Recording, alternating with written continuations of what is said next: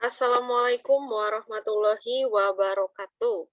Perkenalkan, nama saya Dinda Suryaningrum Rifai. Di sini saya akan menjelaskan karakteristik dan tipe penelitian kualitatif.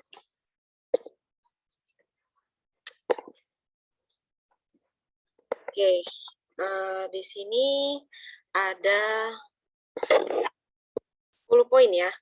Oke, yang di sini yang pertama ada naturalistic inquiry, yaitu mempelajari situasi di dunia nyata secara alamiah, tidak manipulatif, terbuka pada setiap apapun yang muncul.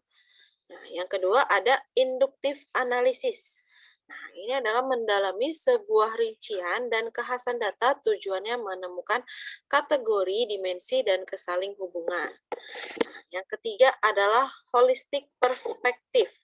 Nah, yaitu adalah fenomena dipelajari dan dipahami sebagai sistem yang kompleks. Nah, yang keempat ada kualitatif data, yaitu pendeskripsian secara terperinci, kajian dilakukan secara mendalam. Nah, yang kelima ada personal contact and insight. Nah, itu adalah penelitian mempunyai hubungan langsung dengan subjek penelitian, situasi, dan fenomena yang sedang dipelajari. Yang keenam, ada dynamic system. Maksudnya adalah mempertimbangkan proses dan perubahan dianggap sebagai hal yang bersifat konstan dan terus berlangsung, baik secara individu maupun budaya secara keseluruhan. Nah, yang ketujuh ada unique case orientation. Nah, ini setiap persoalan yang dijadikan objek penelitian memiliki sifat khusus dan khas. Oke, yang kedelapan, context sensitivity, yaitu menempatkan temuan-temuan penelitian dalam konteks sosial, historis, dan waktu. Yang kesembilan, ada empathic neutrality, yaitu penelitian dilakukan secara netral agar objektif tetapi juga bersifat empati.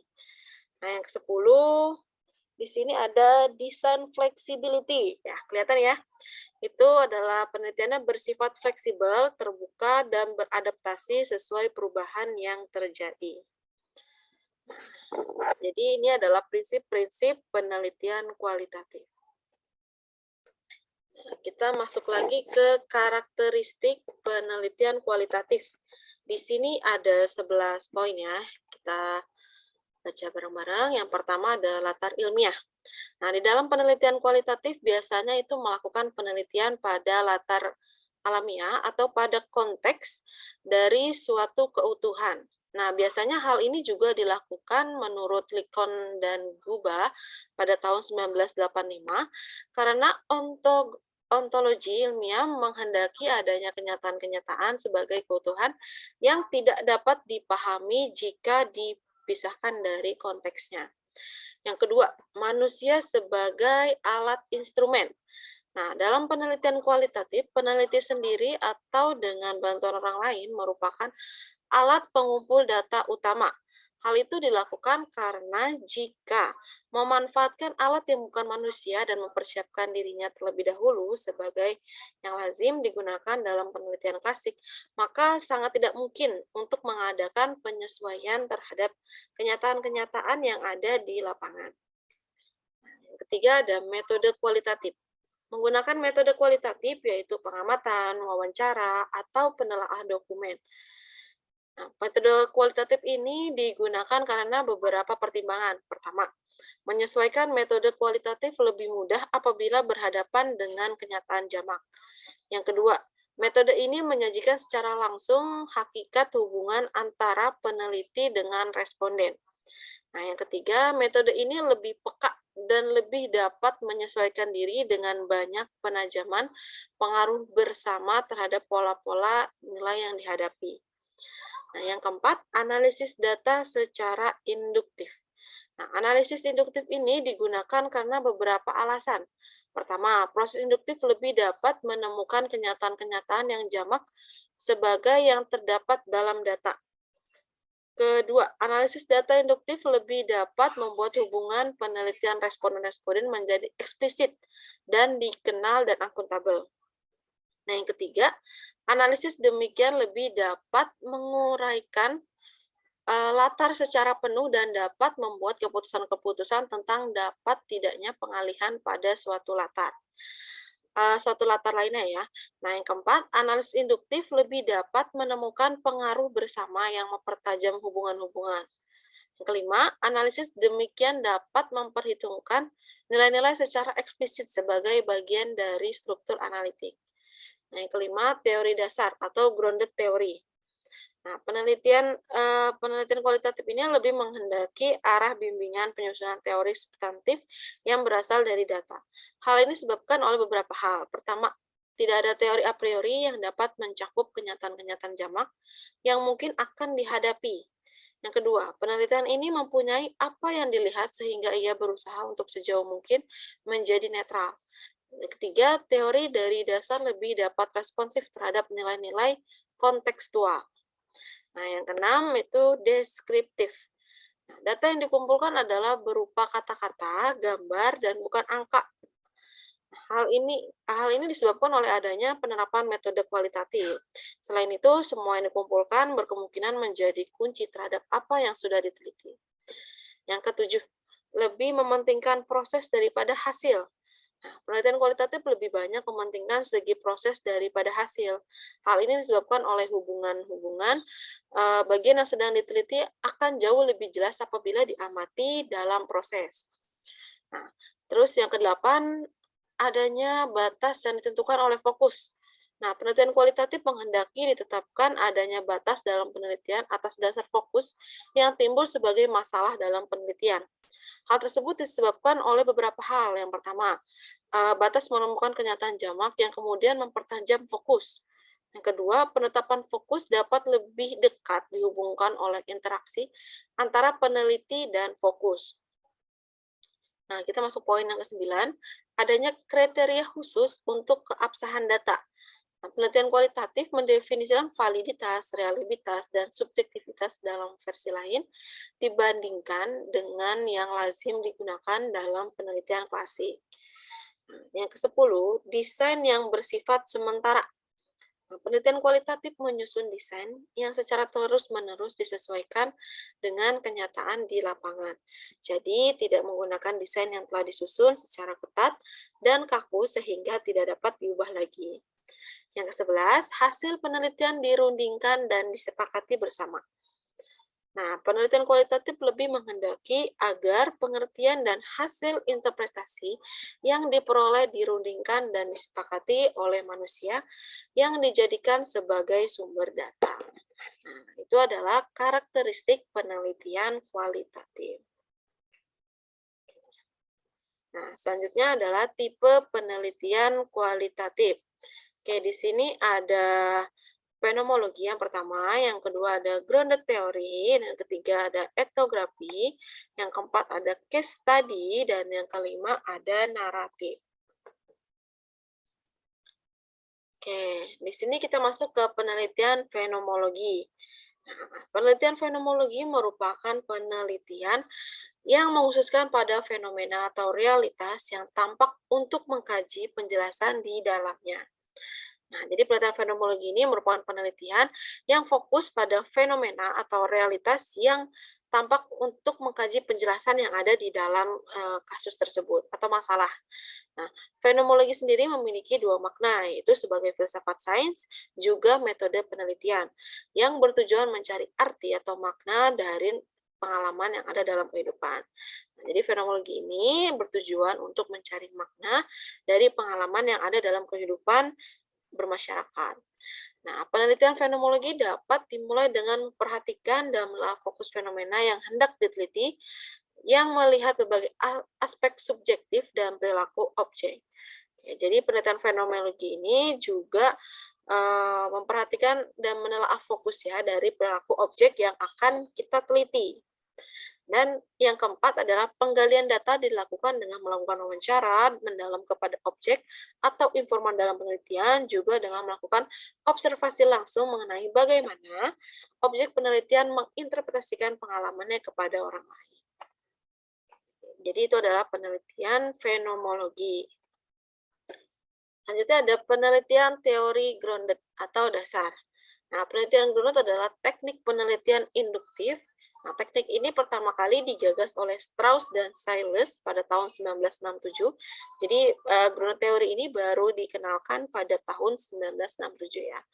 Nah, pendekatan penelitian ini berguna dalam menemukan problem-problem yang muncul dari sebuah situasi atau masalah-masalah yang muncul dari sebuah situasi. Nah, metodologi teori ini menekankan observasi dan mengembangkan basis praktik hubungan intuitif antara variabel. Nah, jadi kalau ini berhubungan dengan praktik hubungan ya intuitif antar variabel yang akan diteliti. Nah, proses penelitian ini melibatkan formulasi, pengujian, dan pengembangan ulang proporsi selama penyusunan teori. Ya, selanjutnya, penelitian etnografi.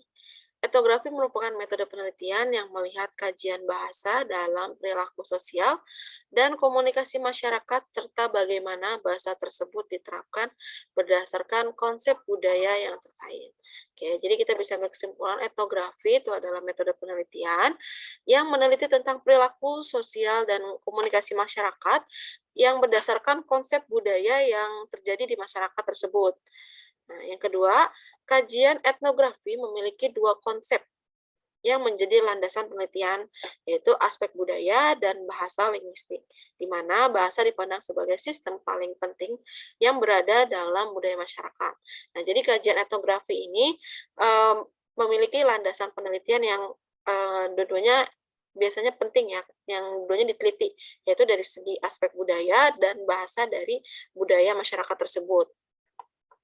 Nah, tujuan dari penelitian etnografi yaitu mengkaji bentuk dan fungsi bahasa yang tersedia dalam budaya serta digunakan untuk berkomunikasi individu di dalamnya, serta melihat bagaimana bentuk dan fungsi bahasa tersebut menjadi bagian dari kehidupan masyarakat. Nah, jadi tujuan dari penelitian etnografi ini adalah mengkaji bentuk dan fungsi bahasa yang digunakan masyarakat tersebut. Kita lihat fungsinya itu sebagai apa dan bagaimana bentuknya dari budaya tersebut. Nah, metode etnografi biasa digunakan pada kegiatan atau ritual tertentu dalam masyarakat, bahasa, kepercayaan, cara-cara hidup, dan lainnya sebagainya. Oke, jadi metode etnografi biasanya juga pada kegiatan ritual atau yang ritual yang ada di dalam masyarakat dan bisa bahasa, kepercayaan-kepercayaan yang ada di dalam budaya tersebut atau cara-cara hidup atau perilaku yang mereka biasa lakukan di dalam masyarakat dan lain sebagainya ya. Nah, dalam penelitian etnografi, peneliti secara aktual hidup atau menjadi bagian dari setting budaya dalam tatanan untuk mengumpulkan data secara sistematis dan holistik. Nah, jadi penelitian etnografi ini biasanya kita juga observasi secara langsung dan bagaimana kita juga biasanya mengikuti budaya-budaya tersebut gitu. Contohnya misalkan dari suku Dayak bagaimana cara mereka menjaga kebersihannya dan seperti itu ya. Jadi kita juga melihat perilaku-perilaku hidup mereka. Itu selanjutnya ada penelitian kasus atau case study. Nah, penelitian kasus atau penelitian lapangan dimaksudkan untuk mempelajari secara intensif tentang latar belakang keadaan dan posisi saat ini, serta diinteraksi lingkungan unit sosial tertentu yang bersifat apa adanya, atau given. Nah, yang kedua, subjek penelitian dapat berupa individu, kelompok, institusi, atau masyarakat. Nah, penelitian kasus merupakan penelitian mendalam mengenai unit sosial tertentu yang hasil penelitian itu memberikan gambaran luas dan mendalam mengenai unit sosial tertentu. Jadi, dari kasus itu kita biasanya itu mencoba misalkan suatu penelitian dari unit sosial ini ke unit-unit sosial lainnya, apakah memberikan dampak atau pengaruh yang bisa dilihat. Nah, subjek yang diteliti relatif terbatas, tetapi variabel-variabel dan fokus yang diteliti sangat luas dimensinya. Nah, ini contohnya ya. Studi lapangan yang komprehensif mengenai kegiatan yang paling banyak dilakukan oleh tenaga pekerja sosial selama menjalankan tugas di camp pengungsi. Nah, jadi di sini kita melihat penelitian study case atau case study itu adalah tenaga pekerja sosial yang selama menjalankan tugas di kamp pengungsi. Oke, selanjutnya penelitian naratif, yaitu studi tentang kehidupan individu seperti yang diceritakan melalui kisah-kisah pengalaman mereka, termasuk diskusi tentang makna pengalaman-pengalaman bagi individu. Nah, di sini menggunakan metode pendekatan kronologis, seperti menguraikan peristiwa-peristiwa demi peristiwa yang dibentangkan secara perlahan, mengikuti proses waktu ya. Jadi mengikuti alurnya. Kalau alur maju, maju gitu. Nah, penelitian narasi menggunakan teknik restoring untuk membangun akun narasi berdasarkan data yang dikumpulkan melalui wawancara. Nah, di sini contoh judul penelitian naratif adalah analisis proses kemampuan pemecahan masalah matematis siswa sekolah menengah pertama. Nah, jadi itu adalah penelitian dari naratif. Oke, sekian presentasi dari saya. Mohon maaf apabila ada kesalahan kata, baik yang disengaja atau tidak disengaja. Saya akhiri.